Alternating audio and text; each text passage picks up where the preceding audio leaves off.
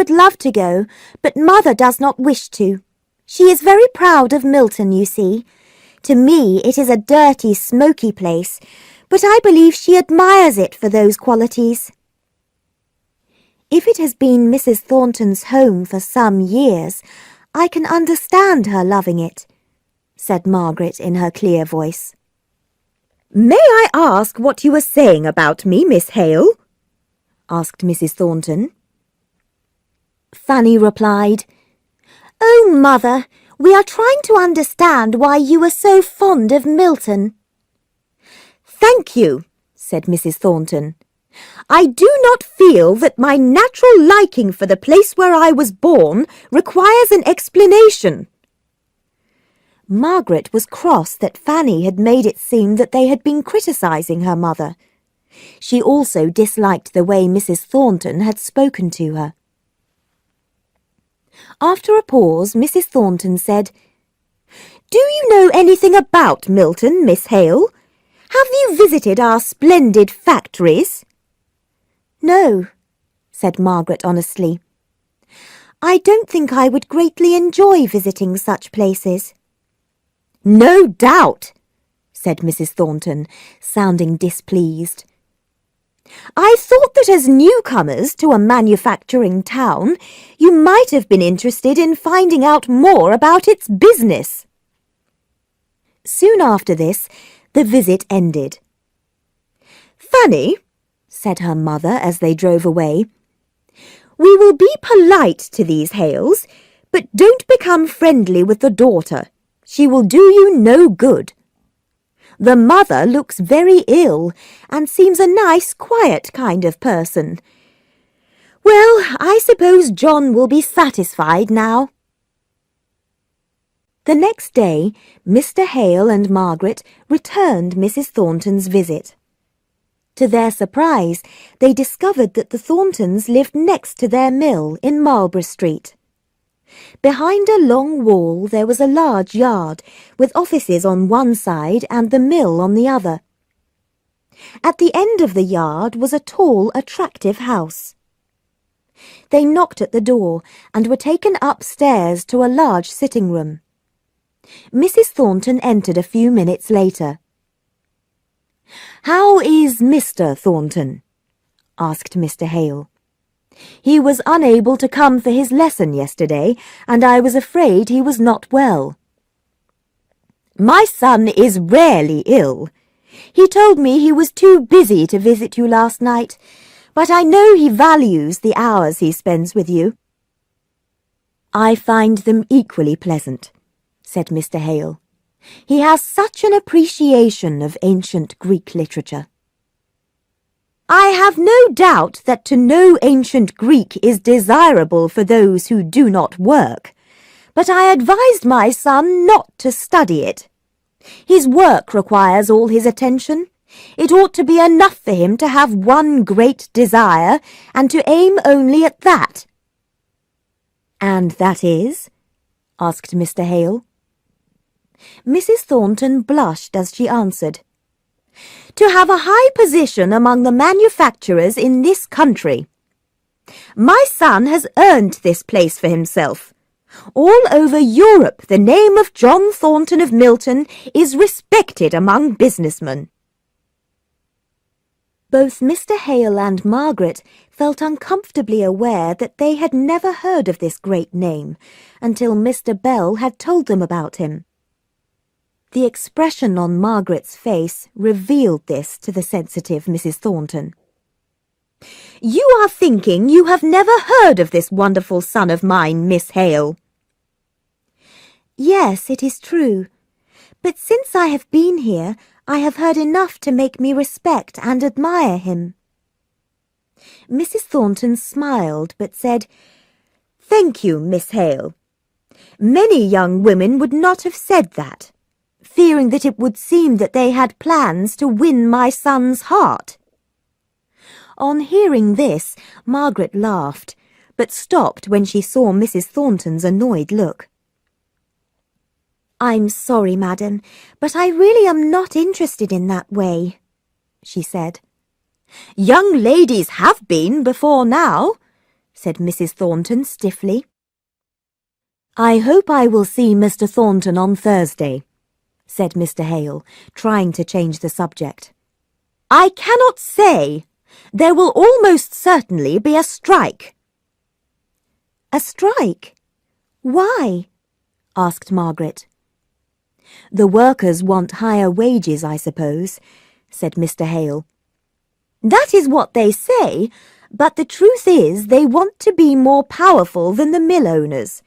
They strike every 5 or 6 years, but I believe that if the men do strike, the mill owners have some ideas that will teach them not to do it again in a hurry." That evening, Mr. Thornton came to see Mr. Hale. He was shown into the sitting room, where Margaret was reading aloud to her father and mother.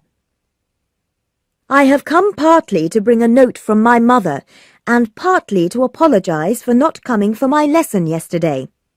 The note contains the address you asked for." "Thank you," said Margaret quickly, holding out her hand to take the note. She did not want her mother to know that her father, who was becoming worried about his wife's health, had asked Mr. Thornton to give them the name of a good doctor. Mr. Thornton seemed to understand immediately and gave her the note without another word of explanation. Mr. Hale began to talk about the strike. Mr. Thornton, looking angry, said, "Yes, the fools are going to strike. They think the cotton trade is as good as it was last year. They want better pay, but because we won't explain why we have refused their demand and tell them we may have to lower wages, they think we are trying to cheat them." "But why can't you explain your reasons?" asked Margaret. "Do you give your servants reasons for the way in which you spend your money? We manufacturers have a right to choose what we do with it." "What about the rights of the workers?" said Margaret quietly. "I'm sorry, I did not hear what you said." "I would rather not repeat it," she said. "I don't think you will understand." "Please try and explain," said Mr. Thornton, who really wanted to know what she had said. "I meant that the workers have rights too. Surely they deserve to know why you cannot pay them more." Mr. Thornton paused for a moment and then said, "In my opinion, the workers are like children. I do not think we mill owners try to keep them like that. It is just the way they are. They need to be told what to do, and, like children, they do not need to be given reasons why." Margaret replied, "I very much disagree with you. There should be friendship and cooperation between the manufacturers and their workers. We all depend on each other." The conversation continued, with neither side willing to change their position. Mr. Thornton got up to go. Margaret smiled at him, but did not put out her hand, and again, as he left, he told himself that she was unpleasantly proud. That night, as the Thorntons sat in their sitting room, Mrs. Thornton asked her son what he had done that day. On hearing that he had visited the Hales, Fanny said, "Are they really so different to most people one meets?" Her words annoyed her brother, but he did not reply. "They do not seem unusual to me," said Mrs. Thornton. "He appears a good kind of man, not clever enough to be in trade. The wife sees herself as a lady. The girl is the one who puzzles me. She seems to have great self-importance, and I can't understand why. They're not rich, and from what I understand, they never have been." "And she can't even play the piano, Mother," said Fanny. "Go on, Fanny. What else does she need to bring her up to your standard?" said Mr. Thornton, who was walking up and down the sitting room. Then he stopped and said bravely, "Mother, I want you to like Miss Hale." "Why?" she asked. surprised. "You're not thinking of marrying her? A girl without any money?" "She would never have me," he answered with a short laugh. "From what she told me, I don't think she would," said his mother. "Her opinion of herself is far too high to think of you." If these words hurt her son, the fading evening light hid the expression on his face, and in a minute he said cheerfully, "Well, I'm sure of that too, and have no intention of asking her to be my wife. But I see trouble for that girl. Her mother is very ill, and I would like you to be a friend to her, in case she needs one." "I cannot forgive her pride," said his mother, "but because you ask me, John, I will be her friend, if she needs it." "I am so tired of this subject," said Fanny. "Well," said her brother rather bitterly, "shall we talk about the strike then? The men at Hamper's mill are going to strike tomorrow. Mine will strike next week." "You are going to have difficulty completing your business orders," said Mrs. Thornton, looking worried. "Can you get workers from Ireland?" "Yes, I can, and I will if the strike goes on too long, but it will make our workers very angry." He continued walking up and down the room, not speaking, but taking deep breaths from time to time. Fanny started chatting to her mother, and at 10 o'clock the family said good night. Mr. Thornton remained in the room, anxiously considering his position. Because of the strike, all his business plans were in confusion. The workers seemed to him to be completely mad. "I can give them a fortnight, no more. If they haven't understood the situation by then, I'll be forced to get workers from Ireland," he thought. In the second week of the strike, Margaret went to visit Bessie. When she arrived, Nicholas Higgins and his daughter were sitting by the fire. Nicholas, who was smoking a pipe, stood up, pushing his chair towards Margaret. She sat down and inquired about Bessie's health. "She's upset about the strike. She doesn't like it." "This is the third strike I've seen," said Bessie, sighing. "We'll win this time, you can be sure of that," said Nicholas. "Why are you striking?" asked Margaret. "There are 5 or 6 mill owners who want to pay us less than we get now," replied Nicholas. "And we won't agree. We'll die first. But don't think I'm striking just for myself. There are only 3 in my family, but John Boucher next door has a sick wife and 6 children. He can't manage with the wages he has now from the mill. How is he going to live on less?" "Perhaps you should ask the mill owners why they want to pay less. The reason may be that business is not good." "I don't believe that," said Nicholas angrily. "The mill owners will say anything. They use us so that they can get rich. But this time they'll have to give in. They've got a lot of business orders and they need us to do the work." Bessie sighed heavily when she heard this, and Margaret said, "You don't like all this struggling and fighting, do you?" "No," said Bessie. "I'm tired of it all this shouting and talk of work and wages.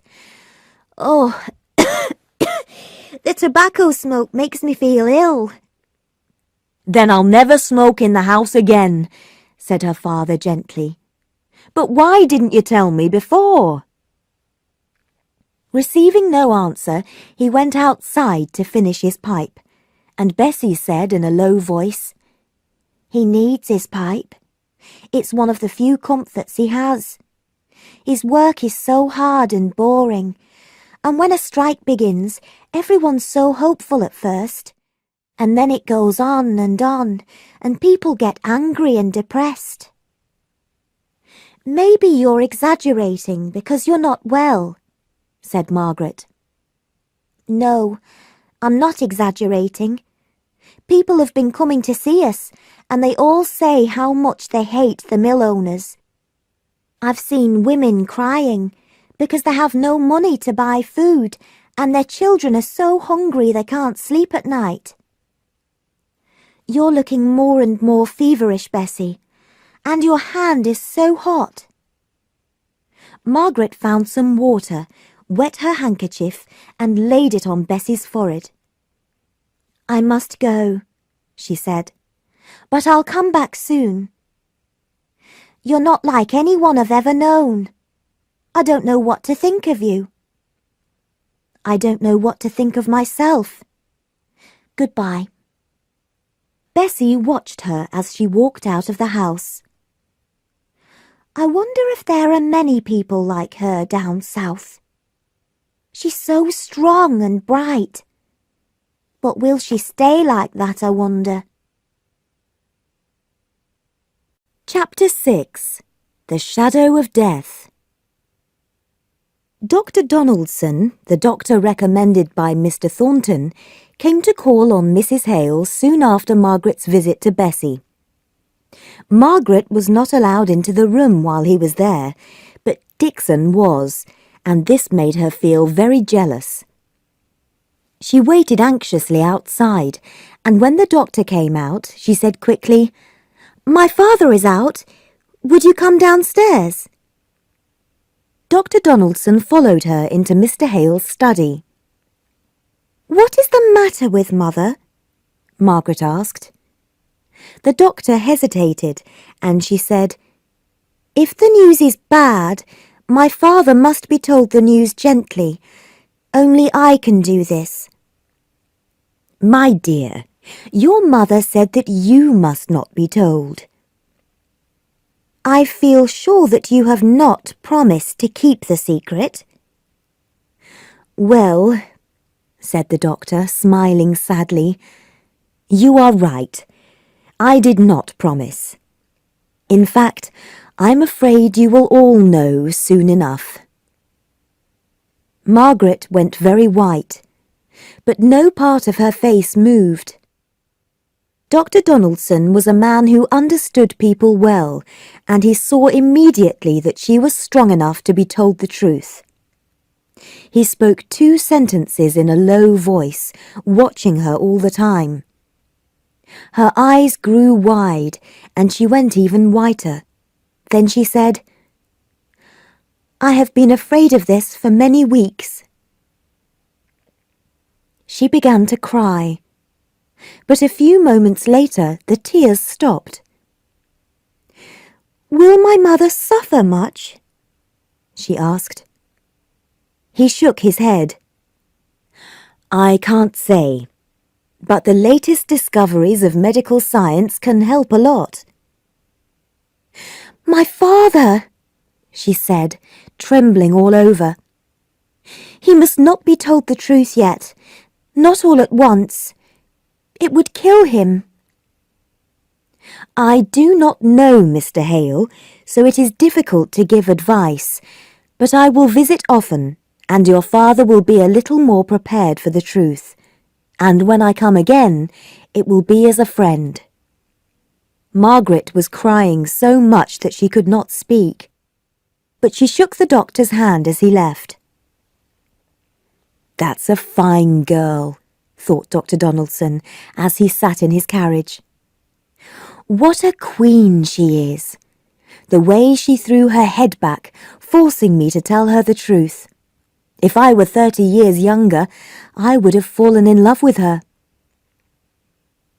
Meanwhile, Margaret sat in her father's study, trying to find some strength. After some minutes, she ran upstairs. Her mother was lying in an armchair, looking quite peaceful. "Margaret, how strange you look. What is the matter?"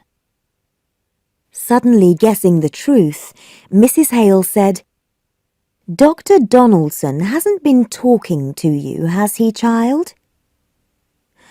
"Oh, yes, Mother, he did. I made him." Margaret knelt by her mother's side and started to cry and kiss her hand.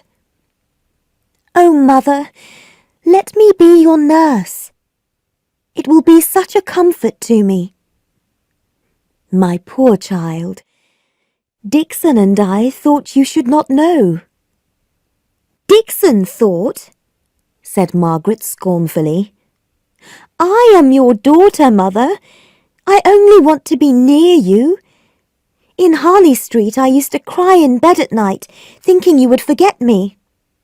And I used to wonder, what will Margaret think of our little cottage after her luxurious life with Aunt Shaw?" "Oh, Mother, how can you say that? I loved Helston so much." "I shall never see Helston again." "But Margaret, Frederick—" Mrs. Hale started sobbing. "Frederick, Frederick, come to me. I am dying. Come to me."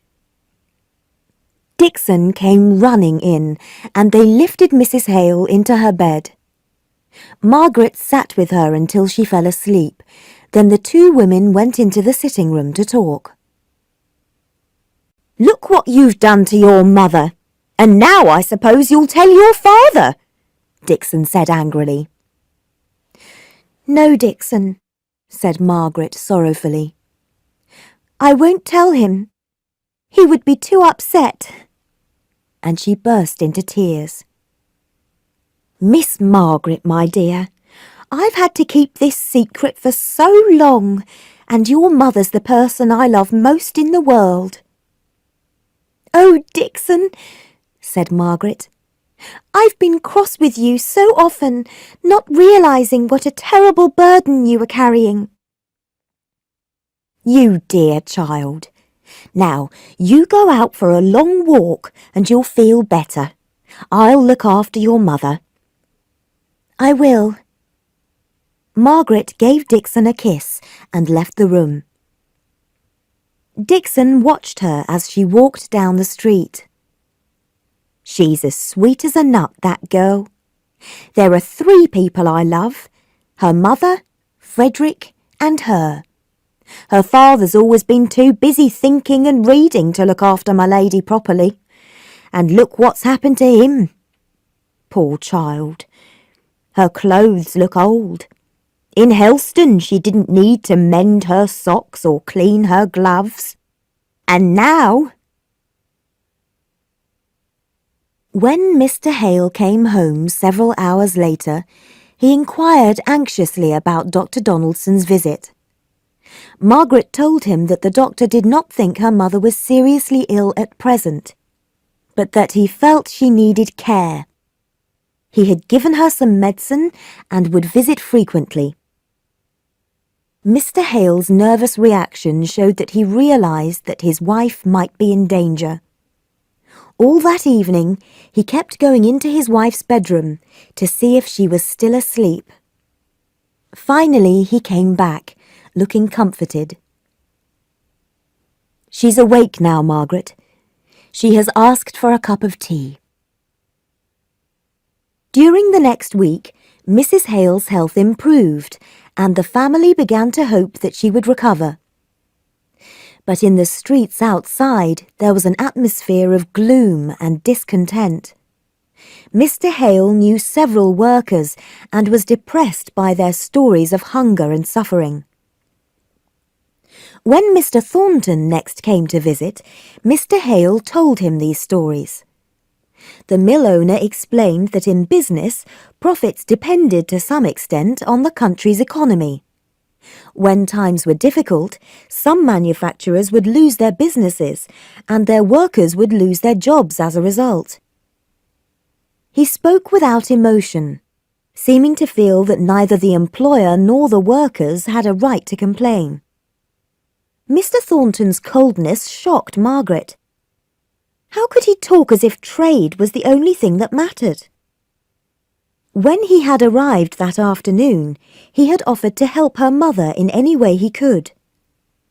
Margaret could not understand how those eyes, which were so kind when he talked about her mother, could belong to the same man who spoke about his workers so pitilessly. Later that week, Margaret visited Bessie, who seemed even more exhausted than usual. The girl told her a sad story about the Boucher family next door. John Boucher, one of the strikers, had suddenly died 3 days ago. But this was not all. Mrs. Boucher was becoming more and more unwell, and the youngest child was so weak with hunger that he was likely to die. The story shocked Margaret, and she immediately took out her purse and pressed the money in it into Bessie's hand. When she returned home, she told her parents about the family, and the next day a big basket of food was sent to them. That evening, Margaret and her father went for a long walk, and as they returned home, began to discuss Mr. Thornton. "He must know how much his workers hate him," said Margaret. "They think he has no feelings." "I disagree. In my opinion, he is a passionate man, but is too proud to show his emotions." "I am not sure. But he is very clever and has great strength of character, and I am starting to like him a little." By now they were at their front door. Dixon opened it, and when they saw her face, they both started to tremble. "Thank God you've come! Dr. Donaldson is here. She's better now, but I thought she was going to die an hour ago." Mr. Hale took Margaret's arm to prevent himself from falling. "Oh, I should not have left her!" cried Margaret. Dr. Donaldson met them inside. "She is better for the moment," he whispered. "For the moment? Let me go to her!" cried Mr. Hale. They entered the bedroom. Mrs. Hale lay on the bed, and from the look on her face, it was clear to them all that death was near. Mr. Hale began to shake, and Dr. Donaldson took him downstairs and helped him into a chair. After some moments, Mr. Hale said, making a great effort, "Margaret, did you know about this? It was cruel of you." "I told her not to tell you," said Dr. Donaldson. "Your wife will sleep well tonight, and will be better tomorrow, I hope." "But what about the illness? Please tell me the truth." "We cannot stop it, only delay it." Dr. Donaldson explained that they need not fear that Mrs. Hale would die immediately, but that she would not recover. He left, promising to return early in the morning. Both Mr. Hale and Dixon did not sleep for many hours. Margaret felt as if she would never sleep again. To the young woman watching by her mother's bed, her life until that moment seemed unreal. Life seemed so shadowy and passed so quickly. When the morning came, cold and grey, it seemed as if the terrible night was also a dream. It too was past. When Mrs. Hale woke the next morning, she was unaware of how ill she had been, and was rather surprised by Dr. Donaldson's early visit, and by the anxious faces of her husband and child. The doctor allowed her to return to the sitting room, but she was uncomfortable in every position, and that night she became very feverish. The doctor thought that a waterbed might help, and suggested that the family could borrow one from the Thorntons, since he knew they had one. "I could go and ask them to lend it to us while Mother is asleep," said Margaret. That afternoon Mrs. Hale seemed much better, and Margaret left the house and set off for the Thorntons. Chapter 7. Dangerous Times. It was about 2 miles from Crampton to Marlborough Street. Margaret, who was absorbed in her own thoughts, did not notice anything unusual for the first mile and a half of her journey. But then she realized that there were even more people than usual on the crowded roads, and that they were not moving forward, but were talking excitedly. It was only when she arrived in Marlborough Street that she realized that there was an atmosphere of real anger in the crowd, and that in the distance the low roar of hundreds of voices could be heard. Margaret noticed all this, but did not understand its meaning. There was only one thought in her mind. Her mother was going to die. When she arrived at the house, the man who guarded the wall's tall wooden gates would only open them a little way. But when he recognized her, he let her in and quickly locked the gates behind her. Margaret walked up to the door of the house and was shown into the sitting room. Unusually, there was no sound of machinery from the factory, but the shouts of the crowds were growing louder. Fanny entered and said, "Mother will be here soon. My brother has brought in workers from Ireland, and the Milton people are very angry. For their own safety, the Irish workers are in the top room of the mill."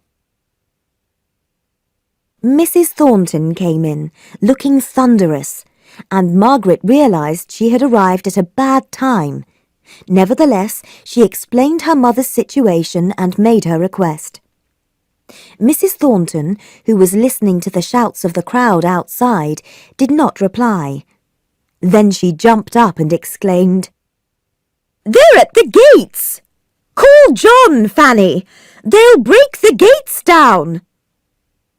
The women and the servants ran to the windows to look out. The wooden gates were shaking as men threw themselves against them. Fanny screamed, while Mrs. Thornton's face was white with fear. Mr. Thornton appeared. His face was a little red, but he did not look at all frightened. "You have come at an unfortunate moment, Miss Hale," he said. "Mother, you and the servants will be safer upstairs." The servants ran upstairs, but Mrs. Thornton said, "I will stay with you, of course. When will the soldiers arrive?" "In about 20 minutes," said her son calmly. 20 minutes? Cried Mrs. Thornton, looking very frightened. Mr. Thornton went to the windows to close them, and as he did so they heard the sound of the gates breaking open. Fanny fainted, and her mother ran to her and carried her upstairs.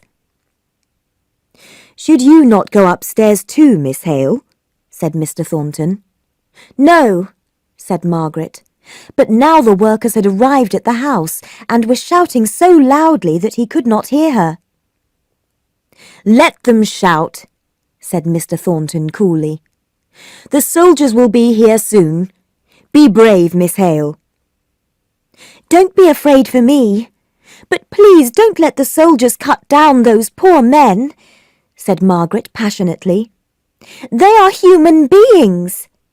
Go out and speak to them, man to man." A dark cloud came over Mr. Thornton's face when she said this, and he was silent. Then, "I will go," he said. He left the room.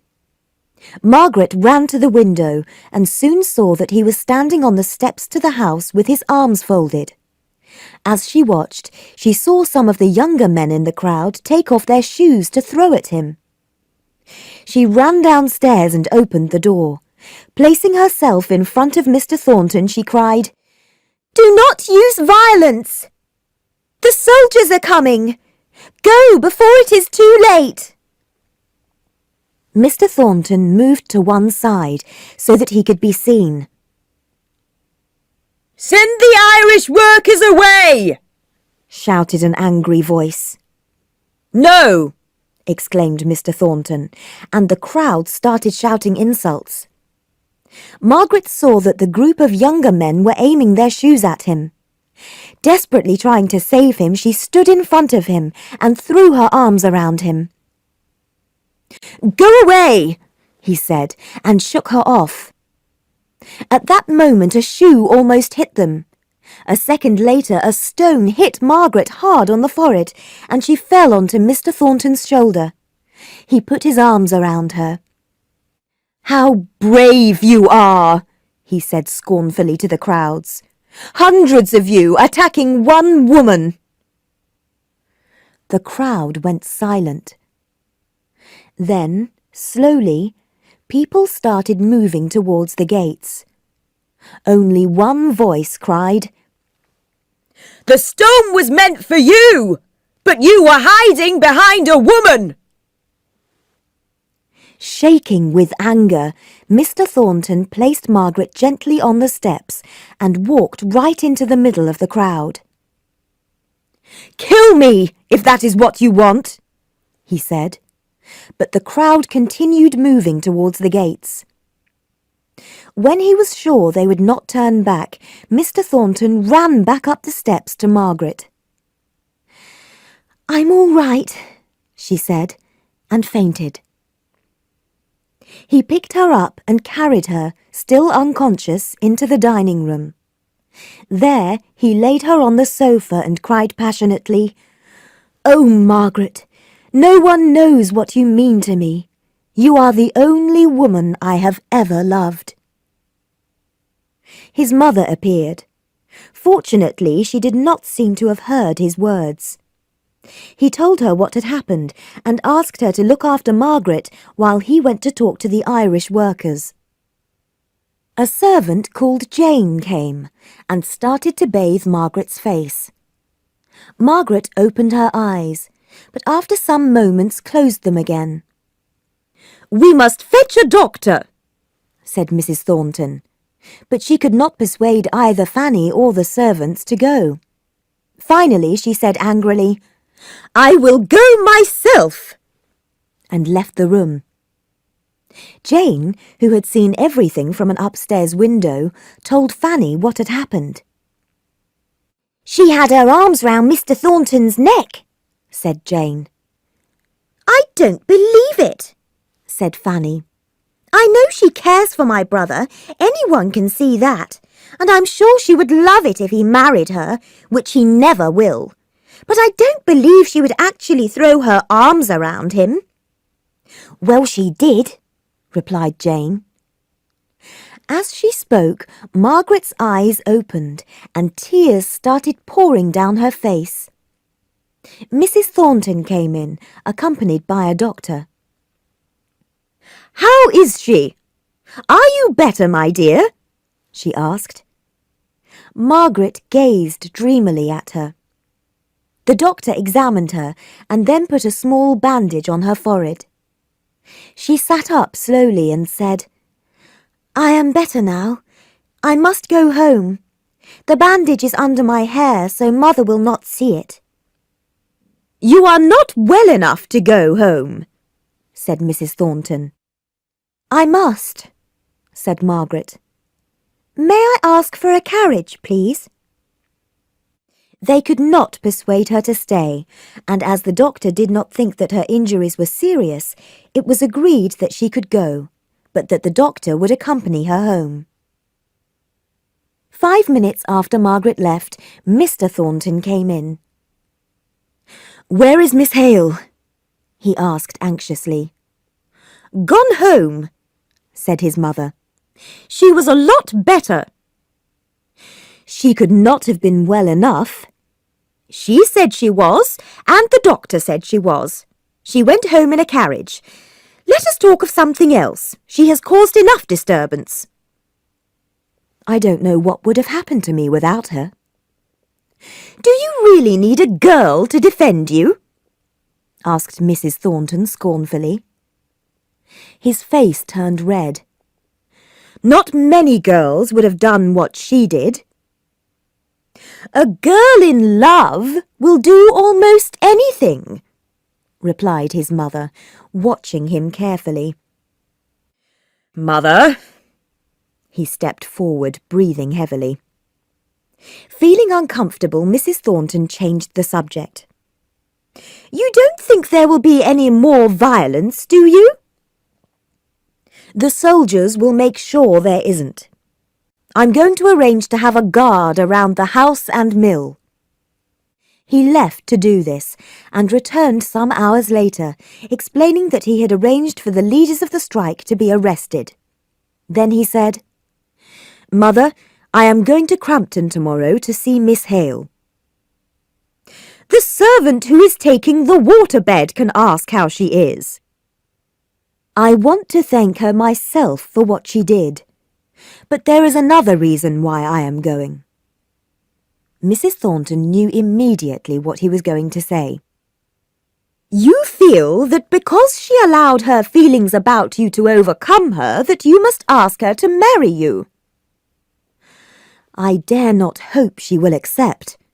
I cannot believe such a creature cares for me. Don't be foolish, John. You talk as if she were a princess.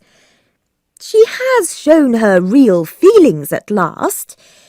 I admit I like her more now. Dearest mother, I feel sure she does not care for me, but I have to ask her. They wished each other good night, and she kissed him, then went upstairs to her bedroom. There she locked the door and burst into tears, unable to bear the idea of losing him. When Margaret returned home, her father and mother were talking in low voices together, looking very pale. Mrs. Thornton will send the waterbed, Mother, said Margaret, still feeling as if she might faint. Dear, how tired you look. Is it very hot outside? Yes, and the strikers are very noisy. She prepared the tea with trembling hands and was glad that her parents did not notice. It was only when she was alone in her bedroom that she was able to think about the day's events. She sat in her chair and put her hands round her knees. I, who despise people who lack self-control, threw my arms around Mr. Thornton like a romantic fool. Did I do any good? The crowd would probably have gone away without me.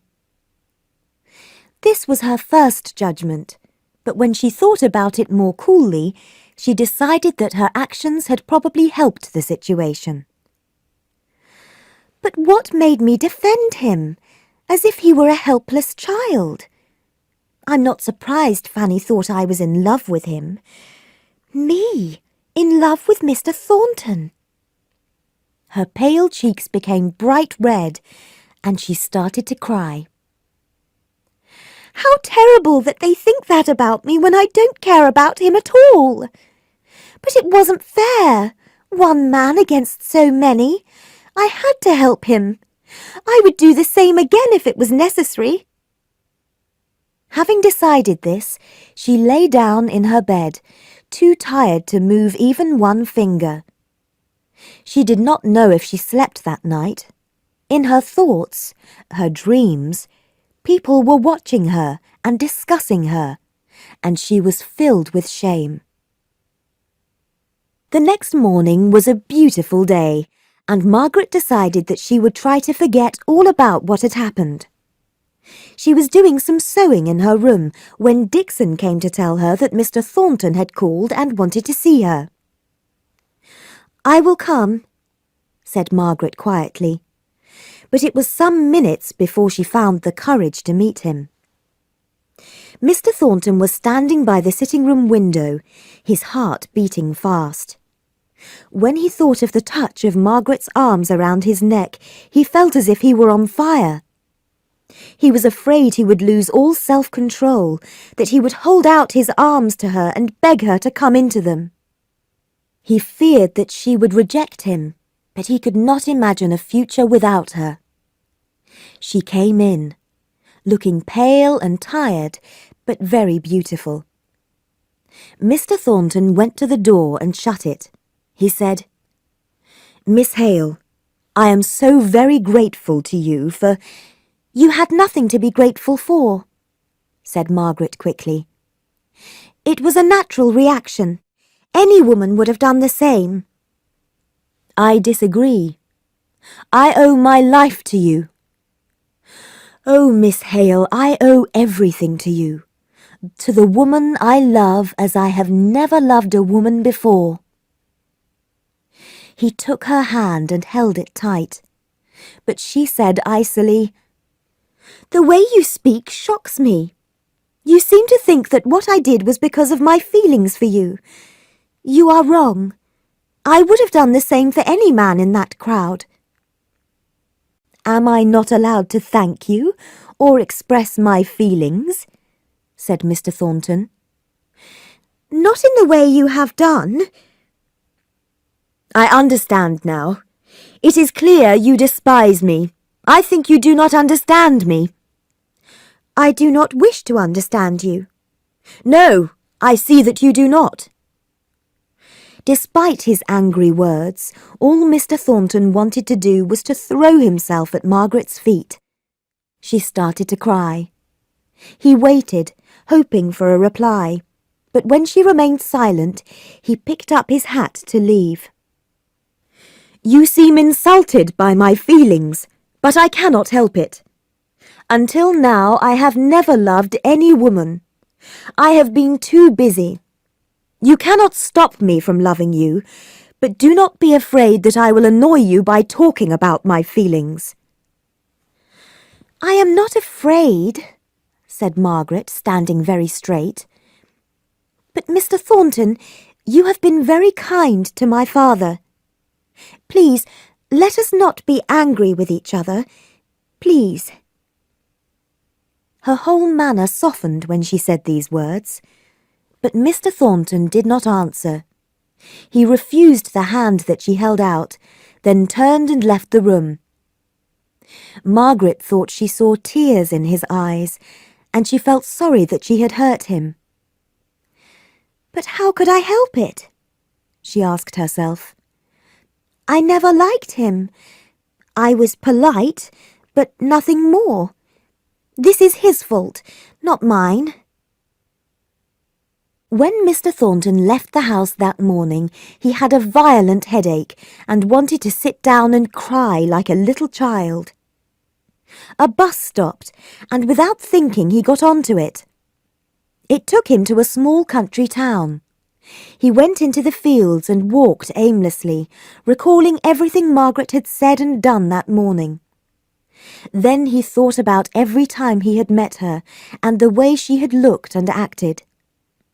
He became more and more certain that there never was and never would be anyone like her. He knew that she did not love him and never would, but he also knew that nothing could stop him from loving her. He returned to the mill late in the afternoon and spent the rest of the day working. Due to the events of the previous day, he had many arrangements to make. It was dark when he returned home, but his mother was waiting for him. She did not want to appear anxious, and when she heard him at the door, she pretended to be absorbed in a book. He came in, and at first she did not look up. Then she said, "Well, John?" He kissed her on the forehead and said in a low voice, "No one loves me. No one cares for me, except you, Mother." Tears came to his eyes, and he turned away and leant against the wall. She stood up and almost fell. Then, putting her hands on his shoulders, she looked into his eyes and said, "A mother's love is forever. A girl's love changes with every wind.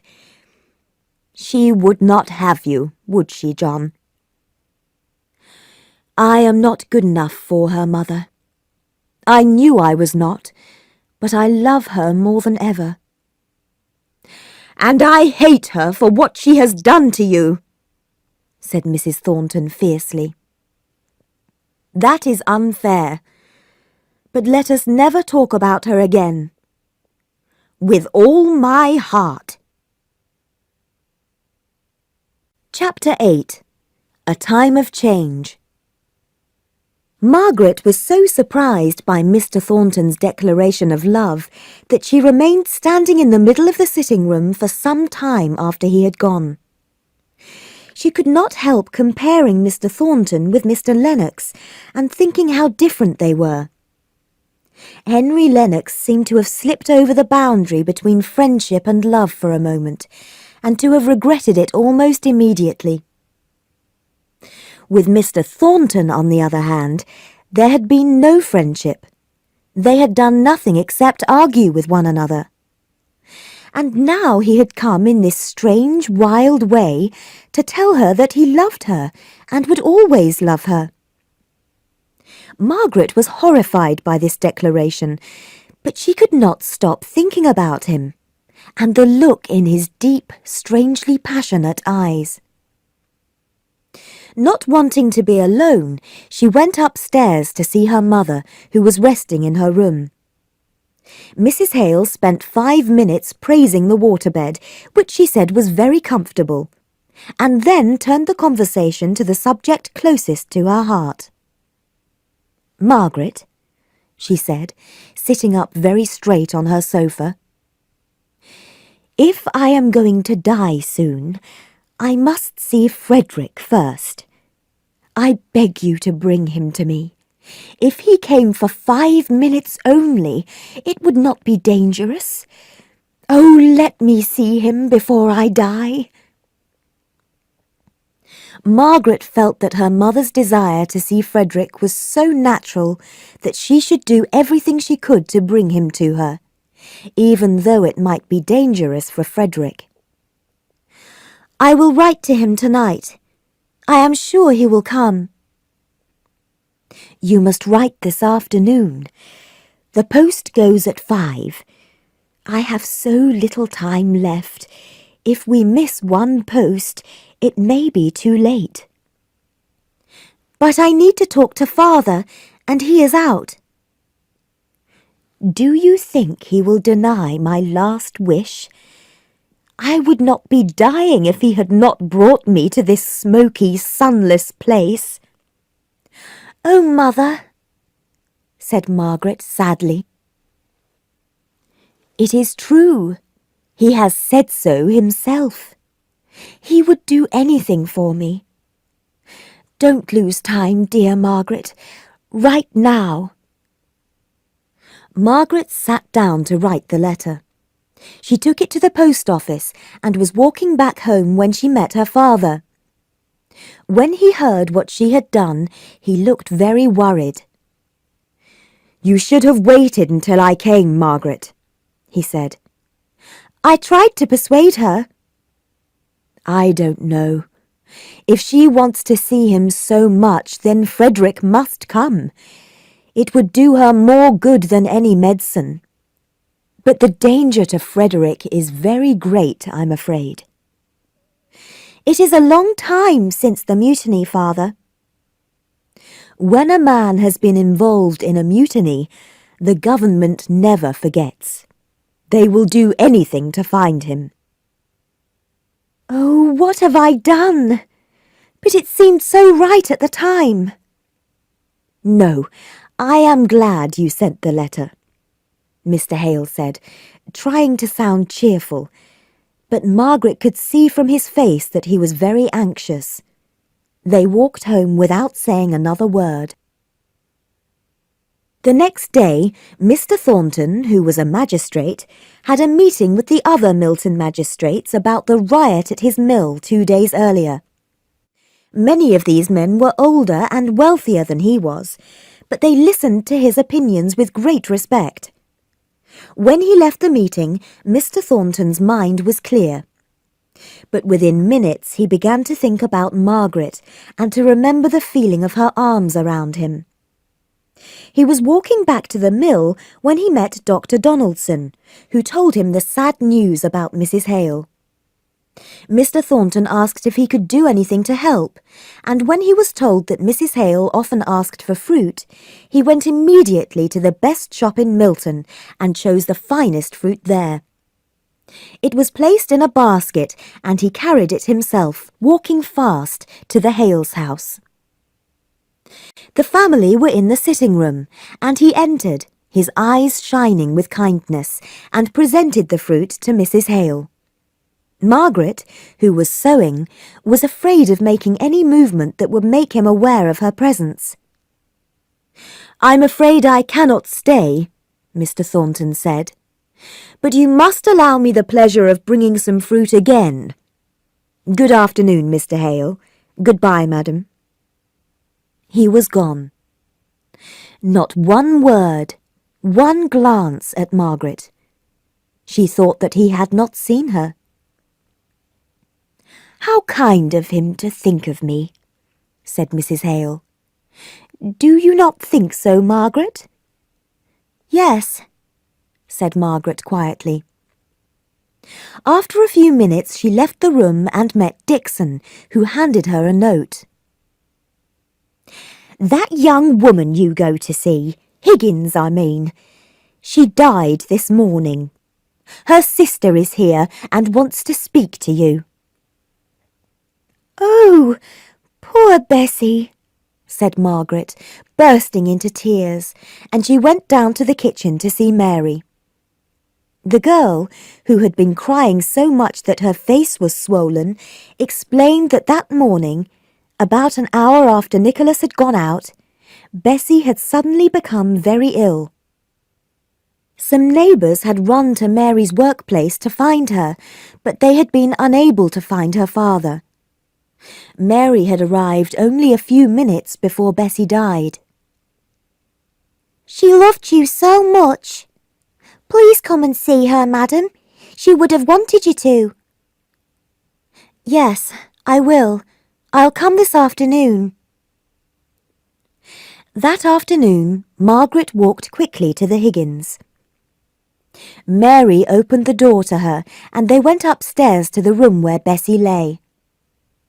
Her face, which had often looked so exhausted from pain, now had a soft smile, and although there were tears in Margaret's eyes, deep inside she felt very calm.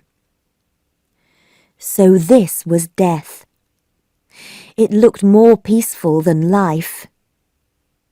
Slowly she turned away from the bed, and she and Mary went downstairs without a word. Nicholas Higgins was standing in the middle of the room. He had only just learnt the news, and his eyes were huge and dry and fierce. Margaret tried to creep past him, to leave him with his daughter, but he seized her arm and cried, "Did you see her die?" "No," answered Margaret, standing still. "You're sure she's dead?" "She is dead." He looked at her searchingly, then suddenly threw himself halfway across the table and began to sob. "Get out of here!" he cried to Margaret. She took his hand and held it in hers. It was a long time before he was able to calm down, but then he asked her to come with him to Bessie's room, and she did so. "Nothing can hurt her now," he said, as he stood by his daughter's bed. He looked so pale and ill that Margaret had the idea of suggesting that he should talk to her father. Higgins desperately needed comfort, and, knowing that Mr. Hale had been a clergyman, agreed to visit him.